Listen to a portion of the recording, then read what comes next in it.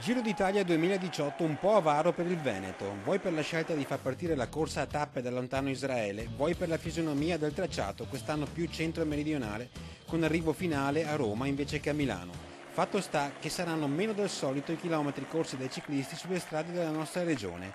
Solo due gli arrivi di tappa, a Nervezza della Battaglia, 18 maggio, e 2 giorni dopo a Sappada, o forse dovremmo dire solo uno, data la recente fuga del paese cadorino verso il Friuli. Tappa comunque interessante la 15ª, con partenza da Tolmezzo e passaggio nel cuore delle Dolomiti, attraversando Auronzo, il Passo Tre Croci e Cortina, altro comune veneto dove la tentazione di una fuga in Trentino è forte. Doveroso e già vociferato invece l'arrivo di venerdì 18 maggio. L'edizione numero 101 del Giro d'Italia non dimentica la storia e nell'anno del centenario della Grande Guerra porta un arrivo di tappa a Nervesa della Battaglia. La 13ª frazione partirà da Ferrara e attraverserà le province di Rovigo, Padova e Venezia, con un passaggio anche a Cona, dove si spera che, per il maggio del prossimo anno, la carovana rosa non resti impigliata in mezzo ad una protesta di migranti. I corridori entreranno poi nella Marca per lambire Treviso e deviare sul Piave a Macerata e quindi ripiegare sul Montello, dove percorreranno un circuito di 30 km prima di arrivare a Nervesa.